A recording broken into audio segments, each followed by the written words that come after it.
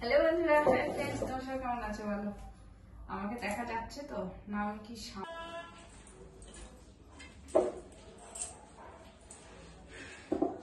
আমি কি বলো তো, একা একা মশলা করা ভিডিও করা অনেক অসুবিধা।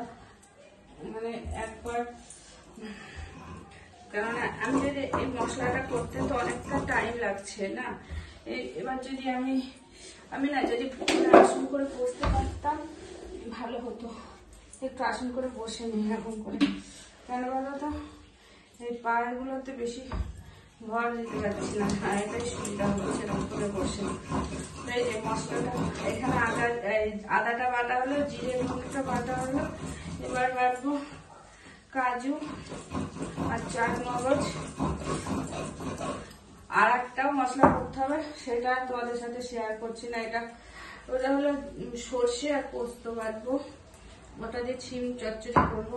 তো ওইটা তোমাদের সাথে শেয়ার করছি না, নাহলে অনেক বড় হয়। এখন ওই মশলাটা আর করতে পারবো না, সেই জন্য আর শেয়ার করলাম না তোমাদের সাথে। ওটা আমি পরে শেয়ার করবো, আর ওই পরে বাটবো, ওটা শেয়ার করবো না। আর ওইটা যখন বাটবো আমি এই শিলটা উপরে তুলে দিচ্ছি।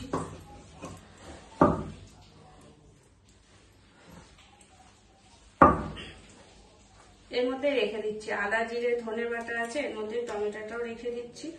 একই সাথে তো মশলা কষবো, অসুবিধা নেই। তাই জন্য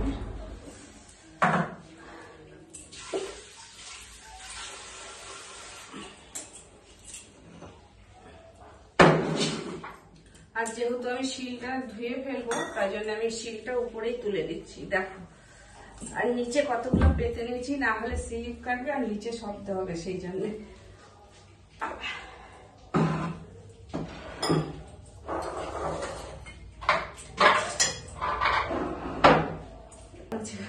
গুড মর্নিং। আর দেখো, আজকে আমি মশলা করতে বসে গেছি। অ্যাকচুয়ালি আমি যে শিলটা কিনেছি তোমাদের এর আগে শেয়ার করেছিলাম, মনে আছে কি জানি না। তো শিলটা দিয়ে না খুব, আর একটা উঁচু একটা, এই যে এটা তুলে বসে গেছি, না হলে মশলাটা করতে পারবো না। তো এই শিলটাতে না মশলা করতে খুব ভালো লাগে। মানে মশলা করতে আগে আমি শ্বশুরবাড়ি যখন আমরা রান্না করতাম, শ্বশুরবাড়ি যখন ছিলাম শ্বশুরবাড়িতে, তো তখন